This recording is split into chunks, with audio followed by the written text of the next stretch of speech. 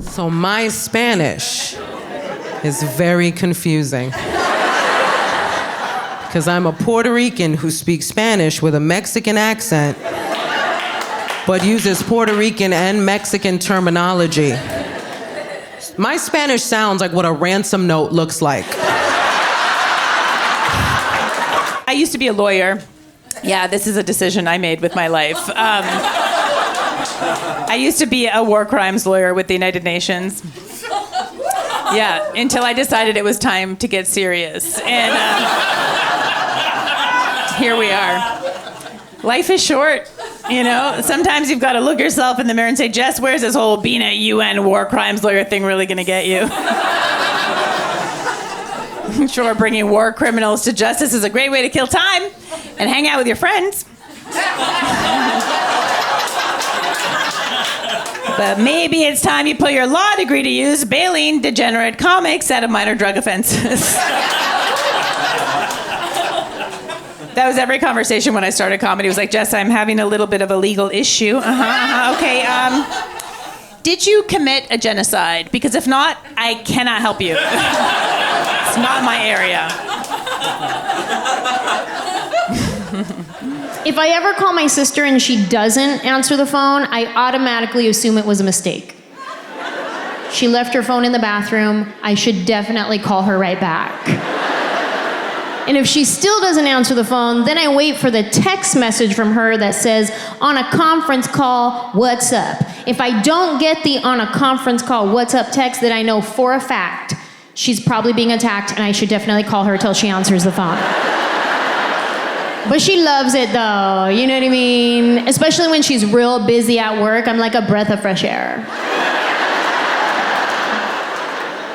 If I have one more woman come up to me and tell me that her dog is her baby, I will kick her baby.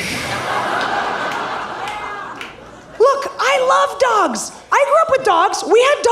We had dogs. I mean, they were fed by Russians, so... We had Dobermans. They're supposed to be proud dogs with like a big barrel chest, and they're, you know what I mean? Like really strong, and they're protective dogs. These dogs were so fat that if anyone ever broke into our house, I would have to pick the dog up and throw it at the intruder. So don't get me wrong, I love dogs, but your dog is not your baby. It's not, then your baby's face is giving me a pap smear right now. She was wearing a romper, a one-piece thing, right?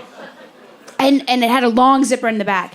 And y'all know, if you've ever had a long zipper in the back, to get it up by yourself, two-handed job, right? One hand holds the fabric secure, other one zips it up. But here's the thing. Caitlin didn't have two free hands. She was holding a drink on one of her hands. But was Caitlin going to put that drink down? Was she going to hand it to me? No, you're right. She doesn't trust anybody, you know? How could she? She's been drafted before.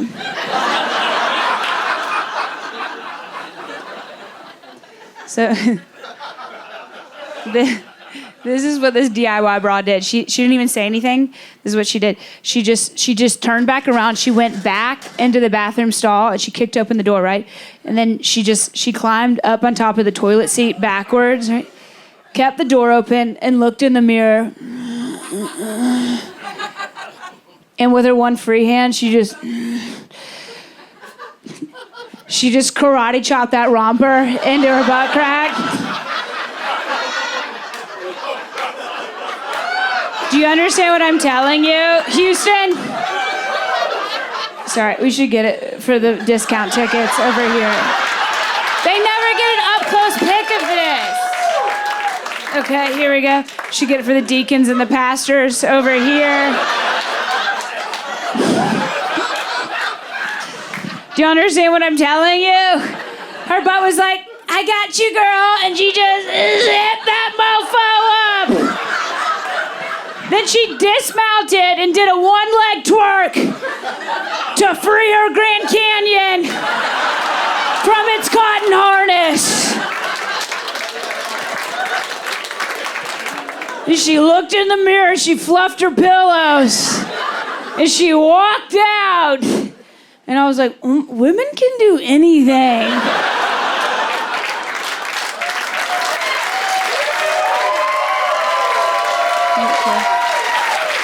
Disclaimer, if any guys are getting uncomfortable, regular-sized penises are great. We women, we love a regular-sized penis. Disclaimer on the disclaimer, we're keepers of the human heart, okay? That's what we do. We want to connect with you. We want to love you for who you are. That's our job. But if you do have a regular or less than sized penis, you got to have some other skills. You do. You gotta give a melting hug, you know? Be a good conversationalist. Change a tire. Those are just the rules. If it was a board game, that would be the paper booklet, okay? Now, if you're very good looking and you have a massive cock, you can lie to us all day. Those are the rules. And I think we all understand that. No, I trained my ex-boyfriend to tell me I'm skinny. I used a gun. It was so easy to get a gun. No, I can never be stick thin because I'm a little hungry boy. I'm a little hungry boy. I want to eat. I want to eat like an underweight high school football player. I want to eat like the Lost Boys in Hook when Pan comes back. Like Justin Timberlake. Like, he's like a worldly white dude, right? Rich, he's been all over the world. You would think he understands how life works, but he doesn't. He did that song with Jay-Z, gave himself away. You take the clothes off my back. What? And I let you, huh? And you steal the food right out of my mouth. Gross. And I watch you eat and I still don't know why. What, you don't? Why I love you so much. Whole time I'm like, it's the pussy, Justin. Doy. Why don't you know that? You've been around the world and I. I will sometimes be talking to younger comics, right? And I'll tell them a story that I think is funny. Something happened in the green room, hilarious, 30, 20-odd years ago. I'll tell the story, and they, men and women, younger crowd, will be like, what happened? What did you tolerate? Did you call anyone? Did you talk to? Do you need to, would you like a hug? And I'm like, no, it's funny. Anyway, so I only tell you that because I might be the last generation of women comics, or even women, that you will ever hear say this sentence: he's a nice enough guy. You just don't want to be alone with him. He's okay, just stand by the door. At the start of the year where I turned 40, I knew that I would have lots of friends and family that knew that I was turning 40 that year, doing the whole, oh, you're 40 this year, you're going to do something for your 40? What are you going to do for your 40? You've got to do something for your 40. You're going to have a big party or something? Or maybe just something a bit small. What are you going to do, a little dinner party or something? You're going to do something for your 40s. What are you going to do for your maybe travel or something? What are you going to do for your 40? What are you going to do for your big 4-0? What are you going to do for your big 4-0? So to avoid all of that, I said to my partner, Kath, I said, can you please organise me a surprise 40th? Right? That is genius for two reasons. Yeah? Number one, I don't have to organise it. Right? And number two, everybody that gets invited to the party is at the party, as far as I know. And it's interesting because everything about our city is different, but what didn't change is the required banter between waiter and customer. Right? Like, it's a pandemic. The waiter's like, welcome, so happy to have you. So have you dined with us before? No. But I have eaten at a restaurant. Like, I get the run of show. Can we hurry this up before there's another lockdown? Like, I understand how this works. Well, we do things a little differently here. No, you don't. You don't. There's no... Who in this room has ever been like floored by the information the waiter gave you subsequently? Like, who's ever been driving home just wow, like, wow, that was different. I'm so glad there was a disclaimer. Well, waiter's ever been like, we do things differently. Tilt your head back, open up your goddamn throat. Like, when has it ever been that different? Minnesota was a tough sell, though. I found out also when I got there that they have some of the highest state taxes. I was like, for why? You're cold and expensive? That's like a dog who's ugly and bites. Put it down. Let's get out of here. Skedaddle. And I moved there from Washington, where there are no state taxes. So now anytime my boyfriend tries to start a fight with me, I'm like, oh, let me remind you that being your girlfriend now costs me $38 a day. Your dick is a very expensive toll road. There's no way I'm the only woman in here who's dated men, all right? There's no way. I'm sorry, fellas. Sometimes guys are like, ooh, women lie too. Yeah, we do. We're better at it, though. Women are better liars, right? Because we start small. We have sweet lies that keep the relationship together, you know? Stuff like, oh my God, it's so big. And, ow.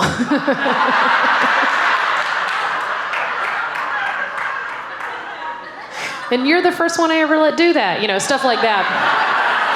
I think all the celebs make it so difficult because they're like, I had to work so hard to get my pre-pregnancy body back. I had to work so hard. I didn't even recognize myself after I had a baby. But what I realized, right, is that my body didn't really change. The key is to have a bit of a garbage body beforehand. I've had a double chin and a wobbly tummy since I was 13. I'm back, baby. yeah. It's the same old me. Okay. He hesitated to ask me out when we first met because I'm 3 inches taller than he is. And he said, I know a lot of women don't want to date shorter guys. I said, when I was single, I was goal-oriented. I said, look, if I can just find a man who is loving, who is supportive, who respects my boundaries by not asking me how much money I spent at Target. I don't care if he played one of the Munchkins in The Wizard of Oz. I'll stuff that man into a baby Bjorn.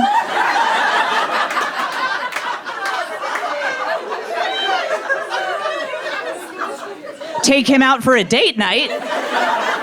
Another kid tried to roast me. Did you guys know it's not called homeroom anymore? It's called study hall. Did y'all know? That was a roastable offense, apparently. I said homeroom, and this kid's like, excuse me, miss. I know you said, that's him with his stupid bangs. I know you said homeroom, but it's actually called study hall.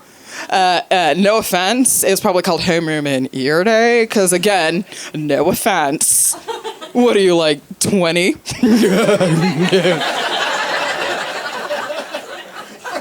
I was like, okay, smart guy, cute, real cute. I'm gonna need to write your name right here on the board, because you've earned an A for the day. Are you kidding me?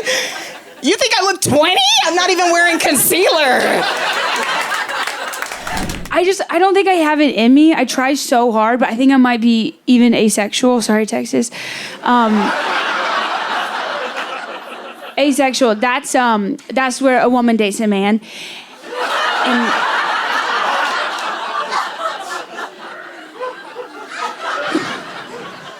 because, y'all, seriously, even my dirty talk with my boyfriend, I'm like, hey, you better hurry up with this nonsense. This is when I figured it out. I was doing a club in Connecticut. That's where your grandparents live. And after my show, this manager, he came up to me and he goes, Katherine, will you stay for our late Saturday show? Because every late Saturday, we have male dancers that come in. And, oh, sorry. You guys don't know what that is. Texas, sorry. I only do shows for Christians. Okay, male dancers, what is that? Your President McConaughey, he starred in a movie about it.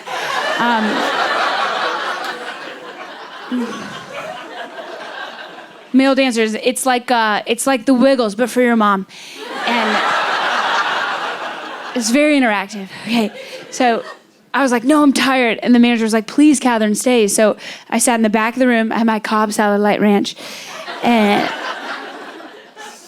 this male dancer, he came up to me and he asked me if I wanted to dance. And I was like, no, thank you. I'm not a good dancer. And he was like, that doesn't matter.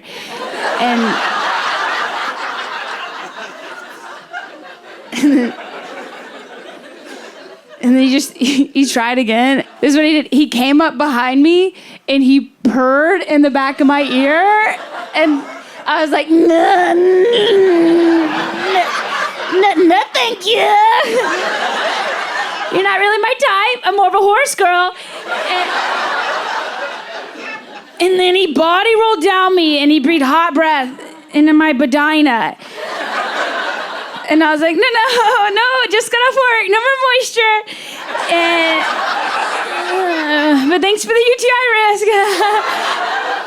Thank God my salad has cranberries. And then he dropped his drawers and out in a banana hammock came, I was like, well, there's the horse in ya. And then it just swayed to the beat because he wasn't white. And he goes, sorry, that part's redundant. I'm sorry. And he goes, you can touch it. Now, hear me out, Christians of Houston. Listen, usually I wouldn't have touched it either, but I know, it's in that moment, I saw myself in him, you know. I was just like, I get it. I'm like you know, I'm a nighttime entertainer too who does crowd work. And you know, sometimes when I do crowd work and the crowd doesn't want to participate, I know that sucks. So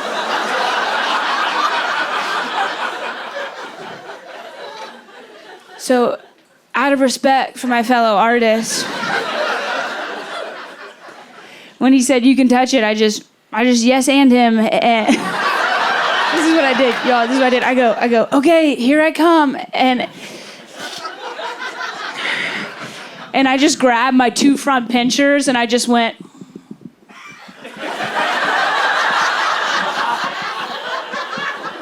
And I just itsy bitsy spidered his water spout. But I never even looked at it. I looked him in the eyes the whole time. Like I was trying to guess a mystery item. What is it, a flute? Well, now it's a kazoo. I feel like I should know more about things like vasectomies because I don't know if you guys had this in high school where you could get voted, you know, best dressed or most athletic, but I had that in middle school. And when I was in 7th grade, I got voted most likely to become a sex ed teacher. And I look back and I'm like, what was I saying to my peers? At age 12, that made them collectively go, she knows where the taint is. I should not have won that award. I knew nothing. I was such a late bloomer in every way. I didn't start my period until the last week of 8th grade, which coincided with my school's graduation trip to the lake. Yeah, buckle up. And the first time you get a period, they always tell girls, oh, don't use a tampon, wear a pad. So all my friends are in their cute little bikinis in front of the boys for the first time. I am wearing a t-shirt and giant men's and one basketball shorts. Trying to hide the outline of this massive pad, which went from belly button to middle of my back. It was like wearing a horse saddle. It's casually at the beach.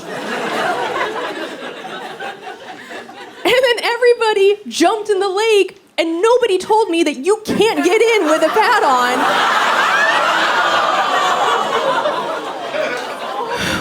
So I jumped in too, and that thing started dragging me to the bottom of the lake. I was like, no.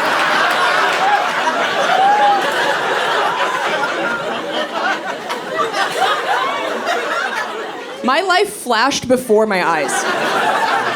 This thing got so heavy so fast, you could see the water level of the lake just slowly going lower and lower and lower.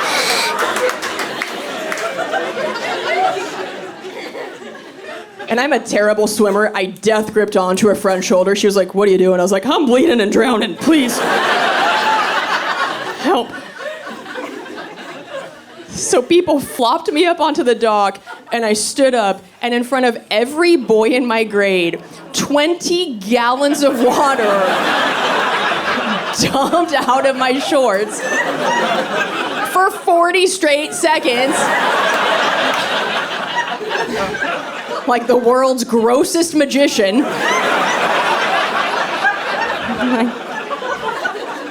Oh, it's still going. Okay. Well. And that is how you don't get fingered until your senior year.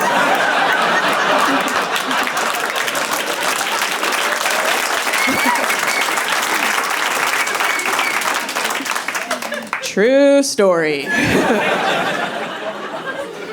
I feel like all the boys in my grade were like, "We've heard that wet is good, but..."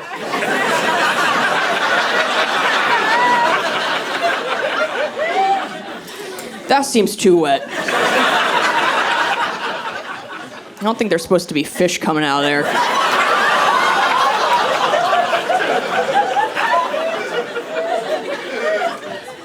Sort of weird mermaid lady.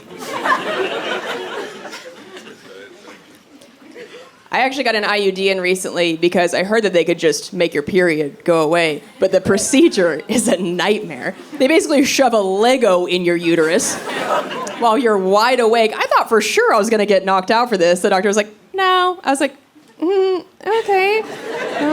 What do you guys do for the pain?" She's like, "Oh, take a Tylenol, make a wish."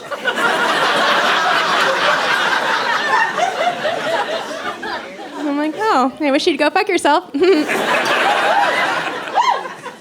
If you're comfortable sharing, make some noise if you have an IUD. Oh my God. Give these women a key to the city. All right? There are Avengers sitting amongst you tonight. It is insane. But I think the thing that's maybe more traumatizing than that procedure is that when you get there, they ask you to give a urine sample. And women dread giving urine samples. For dudes, you guys just whip your dong out. You aim and fire. You could probably do it blindfolded. Women giving a urine sample is like trying to get the leash out from under the dog's leg on a walk.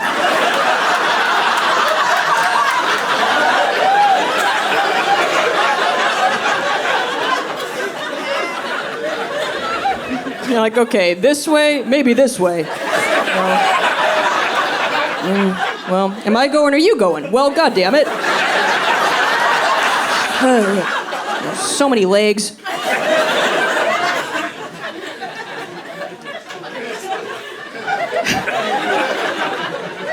Because women only pee straight for 2 of the 20 seconds we pee. The rest of the time, it looks like somebody just poked a hole in a Capri Sun and then started stepping on it. You're like, "Well,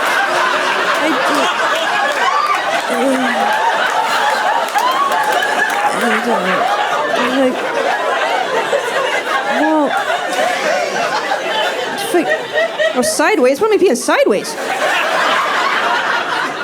I don't even have a hole there." And then a doctor walks in with a thimble and is like, "Catch it. Catch it." I'm like, "You catch it. This is a 2-man job at least. This thing is the same size as a to-go ranch container. I can't possibly catch it in this. Do you have a crock pot back there? Something with handles, a wide berth I can work with, perhaps?" And a lot of the time, you don't know you're gonna have to give a urine sample, so you peed right before you left the house, and then you're in there trying to squeegee out 5 drops, but you don't have enough pressure in your stream for it to go out, so you just get a babbling brook that hugs your body and drops off a butt cheek in the back. Like,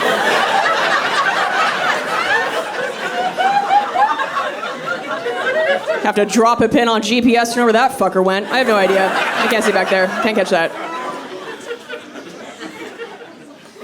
So I'm in there. I try to get a urine sample. It's a complete disaster, as always. I get nothing in the cup. I just peel over my own wrist like a child. The whole thing stressed me out so much I had explosive diarrhea. I walked out of there up to the nurse. I was like, well, didn't get a urine sample, but the cup is full.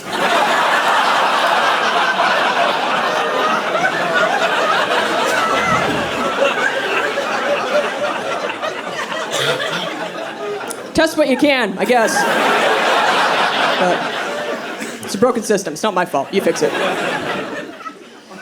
And then you lay back, and they do the procedure, and an IUD can stay in you for 8 years. So after they're done, the nurse hands you a sticker with a date on it of 8 years from that day, so you know when to replace it. So I just pop that on my windshield next to my oil change sticker.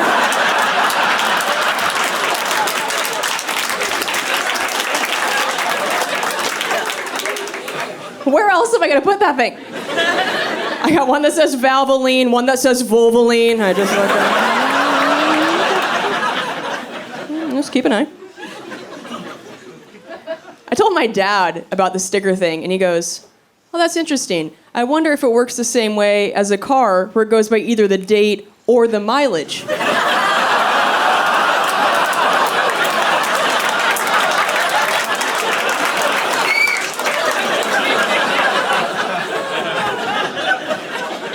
I was like, shut your mouth, Dad.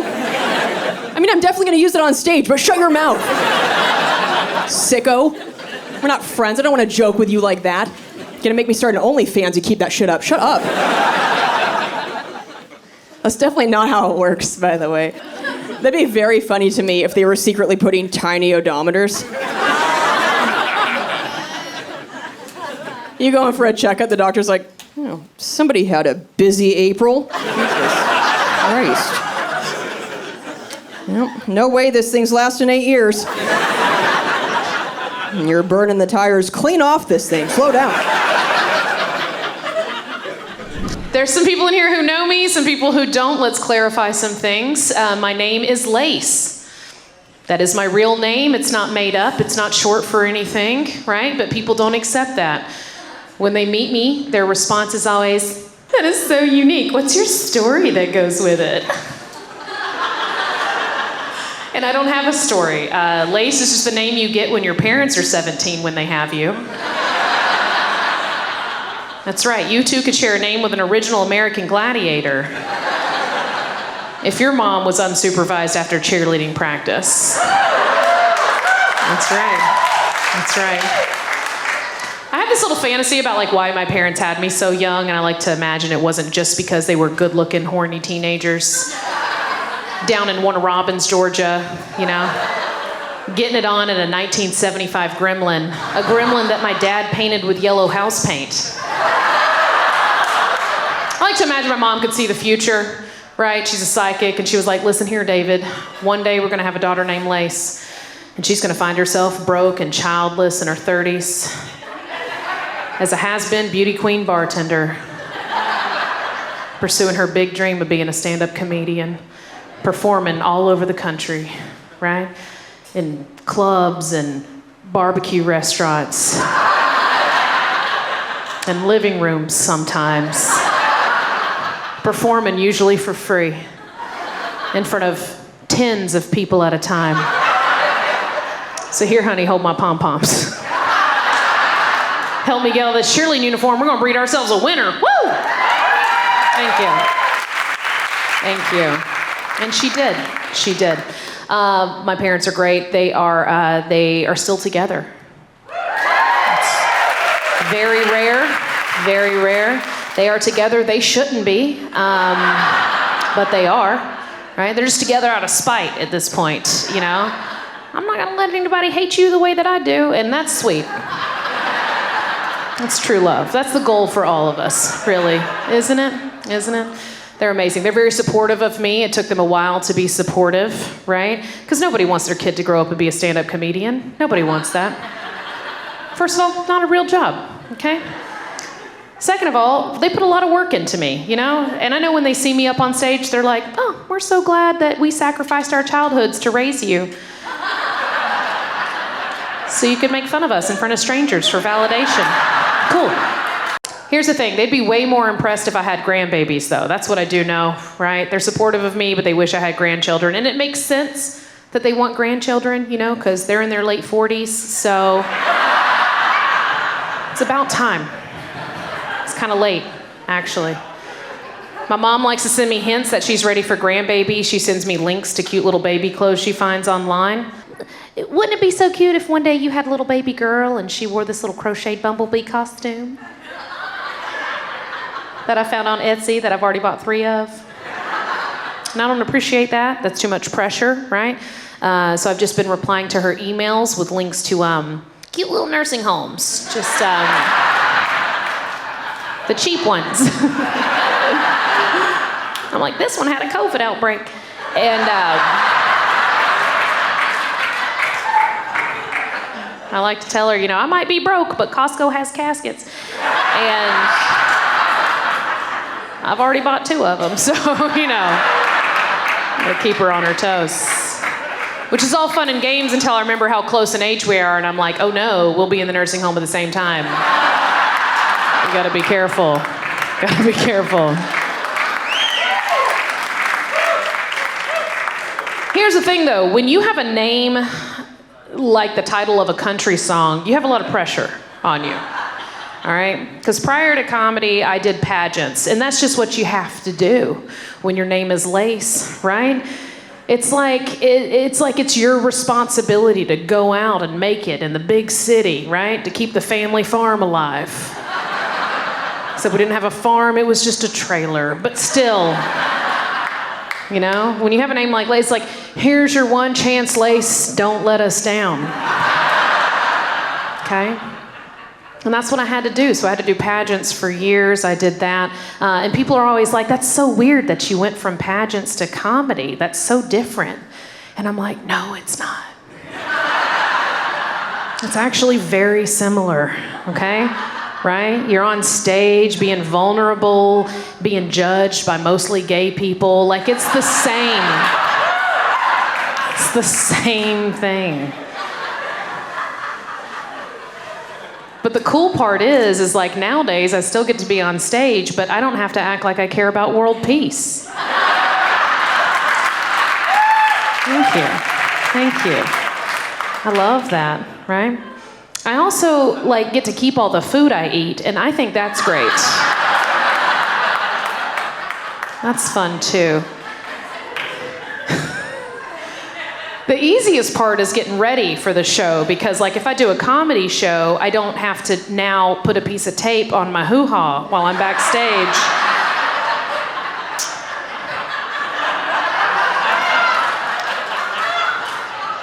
To keep it smooth like Barbie. So I don't have to do that. That saves me a step back there. That's nice. It's nice. That's something we did, by the way. It's important. It's important that we did that, you know, because they won't give you a scholarship if they can see camel toe. It is very important.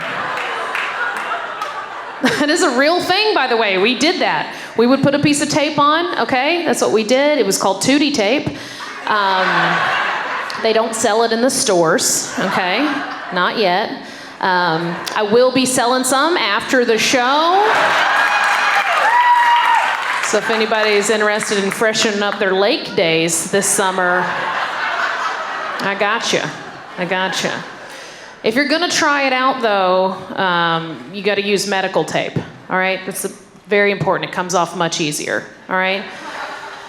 You don't wanna make a mistake and use duct tape. Not again, not again. Be careful, okay? It hurts, and you might end up with one less lip. And listen, I'm no doctor, but I'm pretty sure you need all 4. I don't know why. But you need all 4 of them, folks. Gotta use medical tape. It's much easier. It's very important, very important. Speaking of pageants, I know I got some pageant people in here tonight. Who's my pageant people? Some back here, some down here. Awesome, good to see y'all. Everyone else is like, why? Why'd you do that? Listen, it got me here, okay? So I'm happy. I've been missing my pageant body lately, though. I have been. All right, did pageants a while back now. At this point, they kick you out. You can't stay in them forever. They don't let you stay in. You age out, and they just call it that because they can't tell you that you're no longer allowed to compete because now you have opinions and cellulite. So that's what they call it. They say you aged out. Not in there anymore. And people are like, oh my God, you could still do pageants. And I'm like, no, I couldn't. But that's sweet. I appreciate that support, right? That's why I love my girlfriends. Because as soon as I told them that I was ready to, get my pageant body back, they're like, we're supportive of you. You can do it, right? They're like, you joined Noom. It's gonna happen, right? And I love that. I love to have supportive friends because they're like, we love that journey for you. And that's sweet. I appreciate it because that is just the modern day version of bless your heart.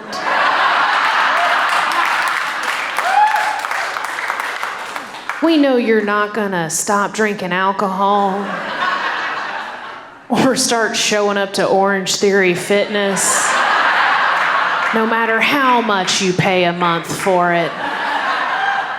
And those are good friends. Those are good friends, okay? It sucks though because I do comedy, so I happen to have a lot of Gen Z friends by accident, and you can't tell them you want to lose weight. You can't tell them you want to lose weight because they're like, no, you gotta love your body. Love it for all that it is. And I'm like, first of all, I went through puberty in the 90s, okay? I've hated my body longer than they've been alive. So don't tell me how to love my body. It's like, call me when you get off your parents' health insurance, first of all. When you have an actual body to fix, okay? And you'll change your mind about that, right? But here's the thing. Maybe they have it right. Maybe these Gen Zers have it right. Maybe body positivity is the way to go. It's healthier for the younger generations. I appreciate that, right? It's a healthier way to go. And you know what? I've picked up a couple ideas from them. For instance, maybe I shouldn't call it cellulite. I call it cellulite. I shouldn't. Maybe I should just start calling it fingerprints. Right? Just little trophies. Just left over from all the good times I've had. Be proud of it, right? And maybe I need to stop worrying about my boobs sagging one day, right? I don't need to worry about that, Maybe boobs just get heavier. Because they're full of secrets.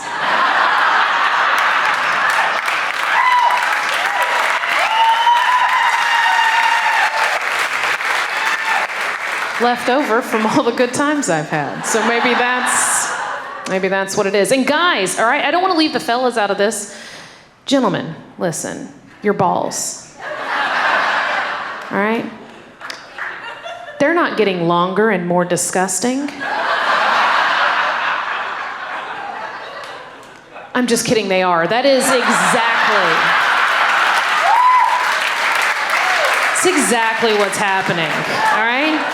First of all, why are they on the outside? Okay, if they're so important, why are they protected by your abdomen, all right? Also, they are by far the most confusing body parts between all the sexes, right? If it's hot, they're long and stuck to your thighs. If it's cold, they disappear. The only body part that plays peekaboo with itself. Very strange, very strange. When you guys sit down, where do they go? Are you sitting on them? It's just a strange body part, that's all I'm trying to say. Don't get me wrong, penises, big fan, love them, love them. Love a dick, love them.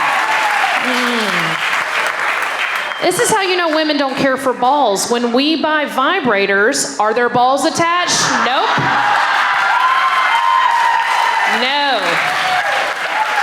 Because they're weird. Right? Also, women are supposed to be the weaker sex, yet I can take you down with one flick. Boom, I'm done. One tiny flick of the finger. One little tap the back of my hand, you're fucking down. Who's weak now? All right? Thank you. You could punch my titty, I'll come back for more, right? Like, it doesn't...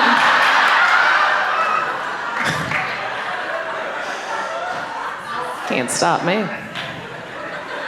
Kick a twat, nothing's gonna happen, all right? I can fight harder then, okay? I think in everybody's relationship there was tension during the pandemic. Like if you fought with your partner during the pandemic, like it's not about how much you love them. That's too many hours with one person. Because we all have flaws. None of us are perfect. We shouldn't look for perfection in our partners.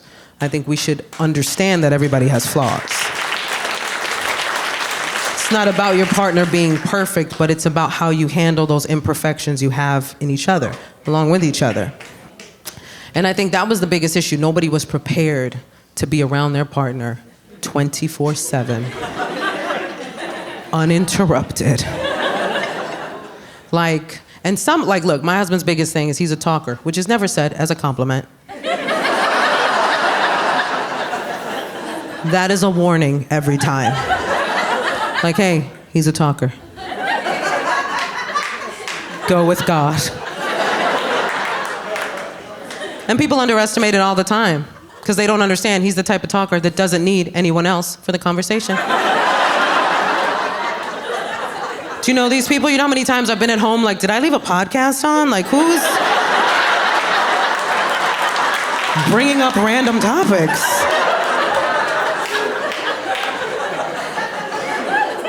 And then during the pandemic, he started doing this new thing that he'd never done before, where he just announced things he was doing around the house. I'd be in the living room and I'd hear, babe, I made space for the ketchup in the refrigerator.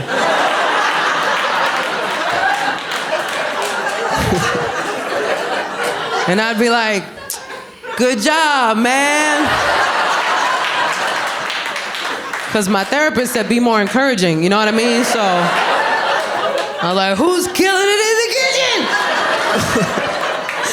I didn't grow up with positive reinforcement, so I don't know how to be encouraging without sounding like I'm talking to a pet, like, who's a good husband? Who's a good husband? Off the couch, who's a good husband? Of course we fought, of course we bumped heads, of course we got on each other's nerves. Like, I'm definitely the kind of person, like, he has to put up with my flaws too. And I'm definitely the kind of person that, you know, I think the hardest thing he has to put up with is the fact that my mood depends on your tone.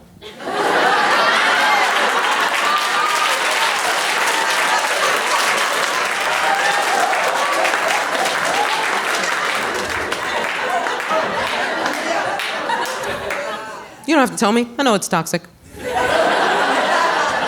I'm aware. I'm working on it.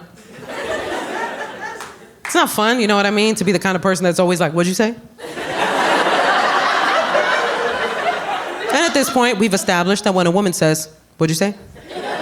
She's not asking you to repeat what you said.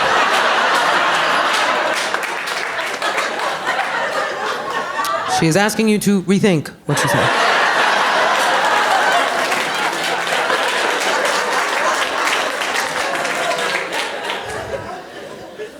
It's not fun to have somebody walking on eggshells like that, you know what I mean? Like, what'd you say? Good morning?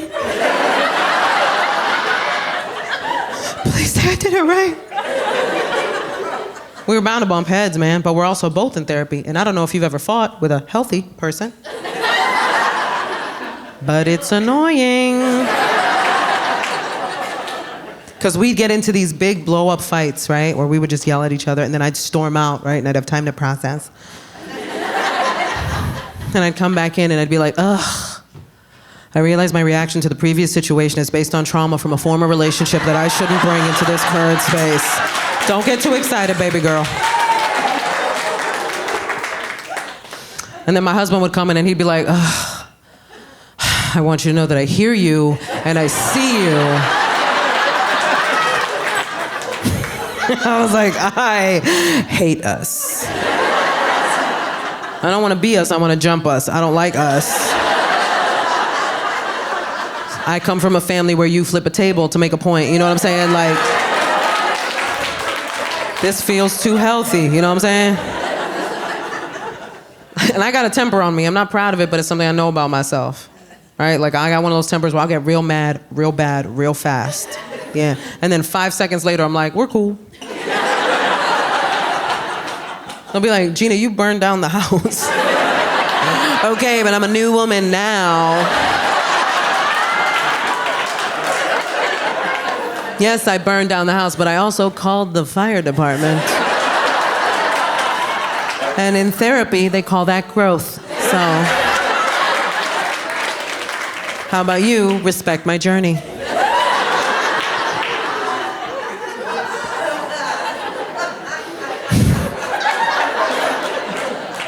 It ain't easy. I remember our biggest fight was also, coincidentally, our dumbest fight. Yeah. It was over socks. Yeah, we had the sock fight. Mm-hmm. He kept leaving his socks everywhere. And in my head, I was like, I know that you know that we have a laundry basket. What is with all this passive-aggressive sock behavior? I'm in therapy, so I could therapize. And therapy did help me figure out how I could have stopped this fight from happening in the first place. Because I did something so typical in relationships. Such a typical thing, because what I did was I didn't speak up right away. I let it build, I let it fester. Such a common thing. And I'll tell you why that happens. I can only speak to my relationships with men, but I'll tell you why that happens, guys. The reason why we don't speak up right away is because we have such faith.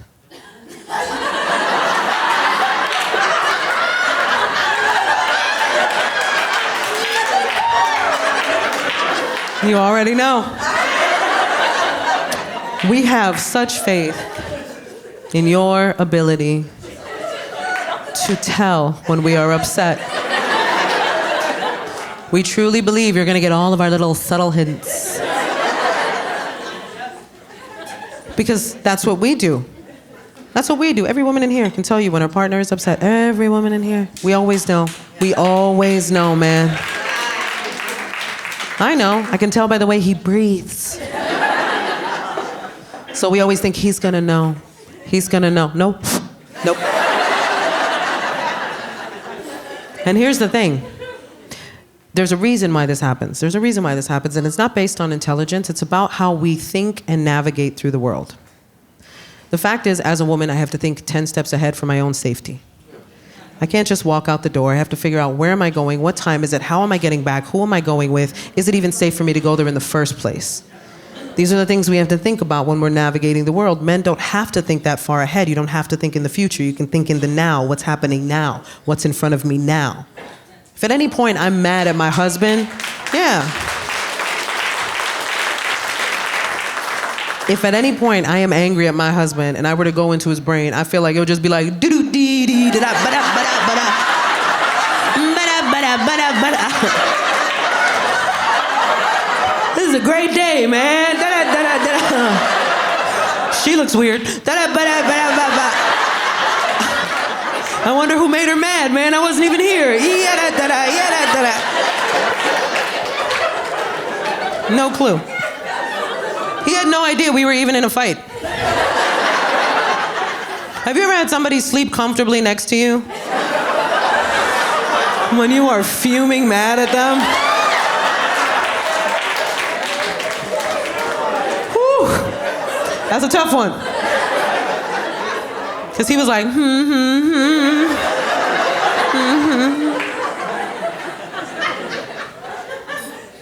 And I was just up like, I've made you too comfortable. I let it fester, I let it build, and then one day I woke up and I was like, today's the day. You know when you feel the rage rising in your body before your feet touch the floor? I was like, somebody gonna get this rage. And I remember I woke up, I was putting my son in his playpen. It was like 6 a.m. And I saw the Nike check from the corner of my eye. And if you've ever dealt with any kind of anger issues, then you know that at this point, I had to give myself a little pep talk. I was like, don't do nothing crazy. Don't do nothing crazy. I had to become my own therapist, man. I was like, come on, you're journaling.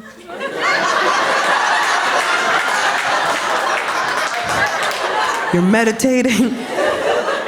You watch that one Brene Brown video.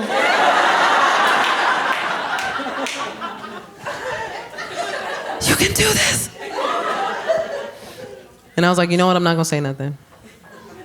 I'm not gonna say nothing. I'm just gonna take that sock and I'm gonna cut it up into tiny little pieces. And I'm gonna do that for every sock I find until he has no socks. And then one day he will wake up and he will go, where are my socks? And I will press a button and all of the sock confetti will fall from the ceiling.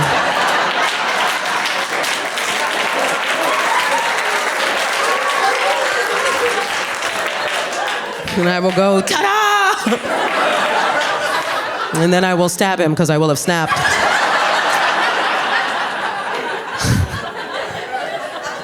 All you hear in the background is my son going, wipe your fingerprints off the knife,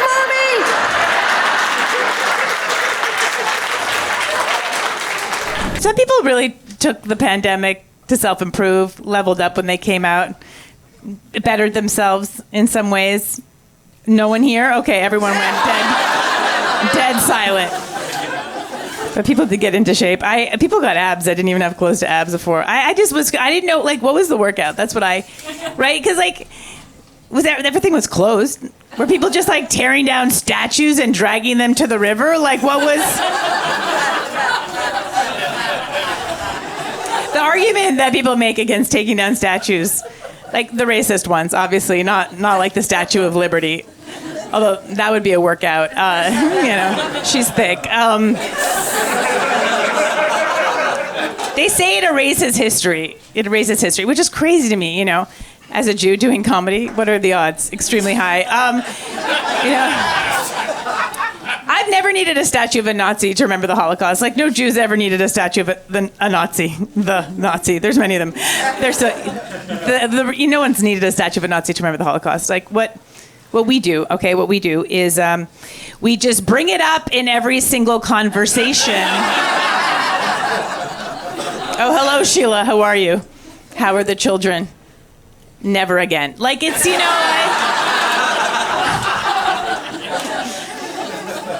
I was saying never forget in that joke, and one night someone heckled me and was like, that's 9/11. I know. I was like, I'm so sorry, sir. I didn't mean to have the Holocaust appropriate 9/11. All right? It's like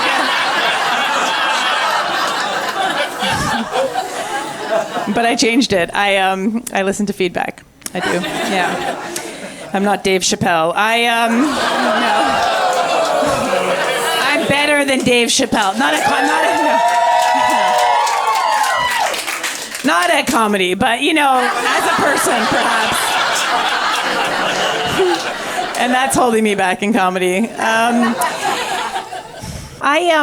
the end of 2020, my gynecologist called me, and I should tell you, I'd gone to see her a few days before. It wasn't like she was going down the list, like, who's got insurance? I'm going to wish her and her labia a happy new year.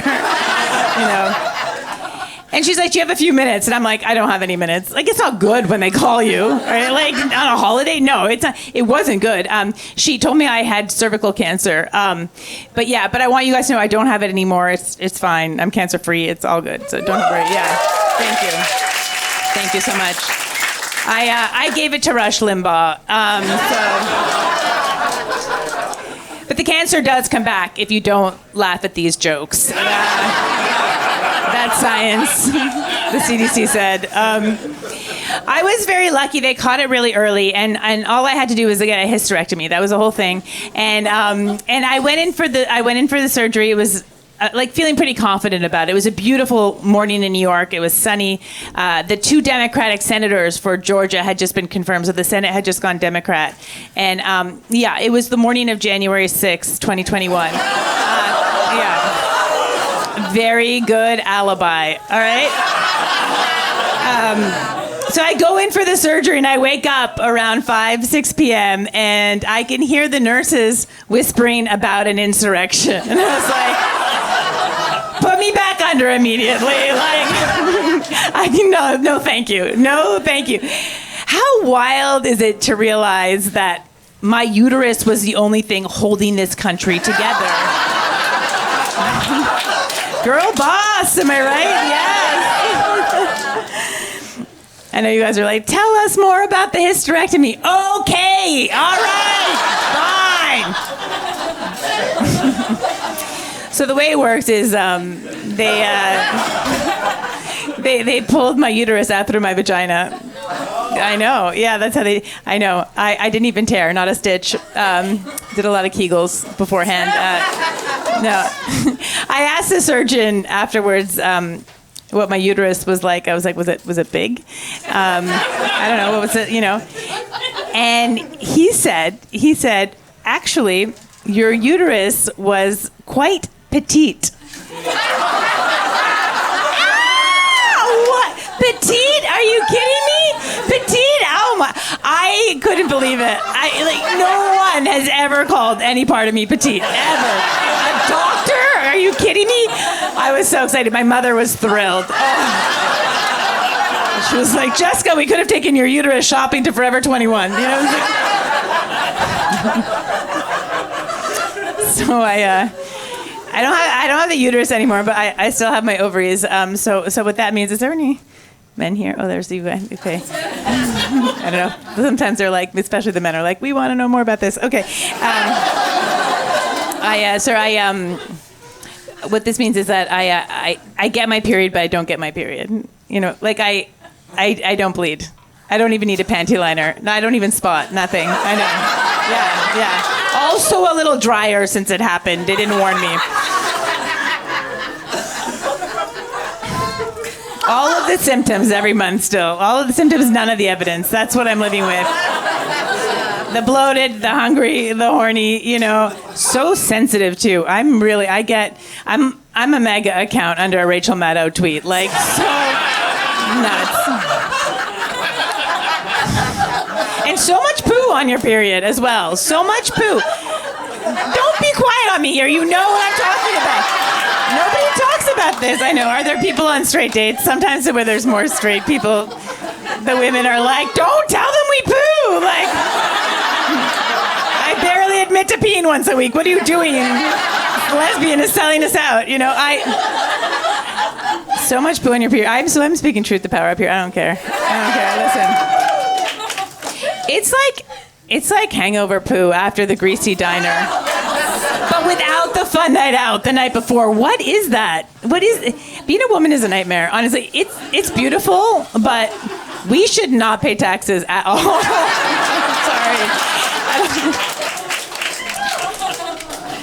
I don't call myself a cancer survivor. Nobody's asking me to. But also, I don't really need it for comedy, I'm already in a Jewish, Palestinian, lesbian, Canadian, lesbian marriage. I don't need cancer survive.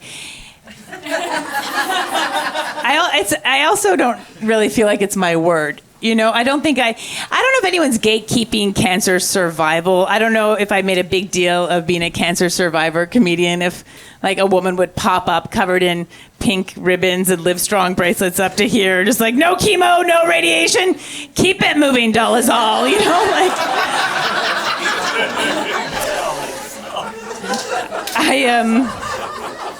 Yeah, I don't really think it's my word. I feel like it would be a lot like, and I don't mean to gatekeep, but I will, and this is a dangerous thing to say here in parks in Brooklyn, but I feel like it would be a lot like a woman who's exclusively dated men, but one time kissed a woman once and is very loud about being queer. You know, very, very loud about it. Like, if you haven't gone down on a woman for even 1 minute, like, have you earned it? Like, have you... I'm not saying oral sex is like chemo, okay? But...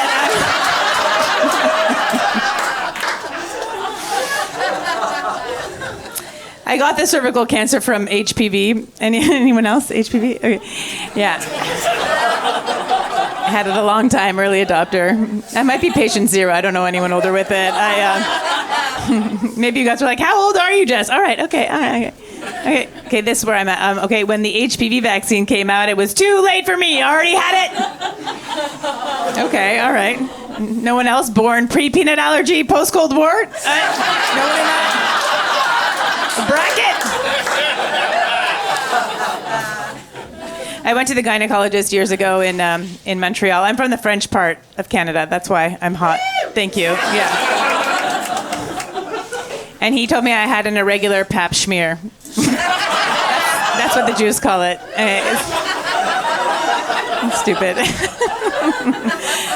And I was like, well, do I have HPV? He's like, everyone has HPV. I was like, fine, but do I have HPV? He's like, everyone in Montreal has HPV. I was like, fine, but do I have HPV? We went back and forth like this for 10 years. I never got an answer. It was free, but it's not a perfect system either. I hate to... There's a cost. Okay, it's quality. Okay, anyway, so I moved here. I went to this expensive lady gynecologist, and she confirmed that I had HPV. Like, okay. And she did this very invasive exam, which, like, after the exam, if I was, like, dating men or married to a man, she would have just said, don't have sex for a week. But she knows that I'm married to a woman, and I guess she panicked, because what she said was nothing in the vagina. Don't put anything in the vagina for a week. I don't know what you people do. Just don't put anything in the vagina for a week. I was like, what about my autographed picture of Kate McKinnon? That's where I keep it, lady.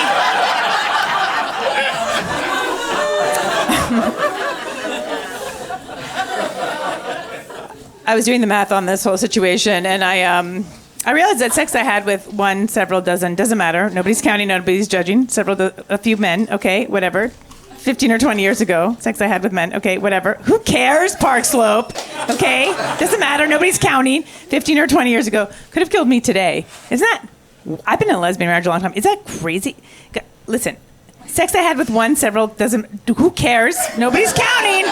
Nobody's judging men. 15 or 20 years ago, could have killed me today. Are you guys getting what I'm saying? Are you guys buying what I'm saying? Are you picking up what I'm putting down, sir? Are you? Okay, some of you are getting, okay, I'm just gonna make it very clear. Okay, this is what I'm saying. What I'm saying is don't have sex with men. It kills.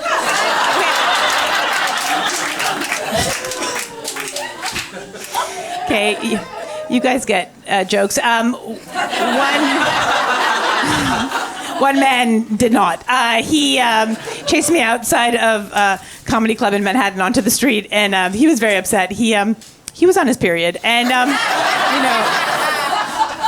he was like, "You're getting up there with a microphone, and you're telling women do comedy. Wait, you're getting up there and you're telling people don't have sex with men. You're telling don't men sex. You're saying don't fuck men. You're saying don't penis and vagina men. What are you getting up? You're getting up there night after night. You're telling people don't intercourse. What do you? I was like, okay, sir, I am so sorry. Like, I did not realize you had sex with men, and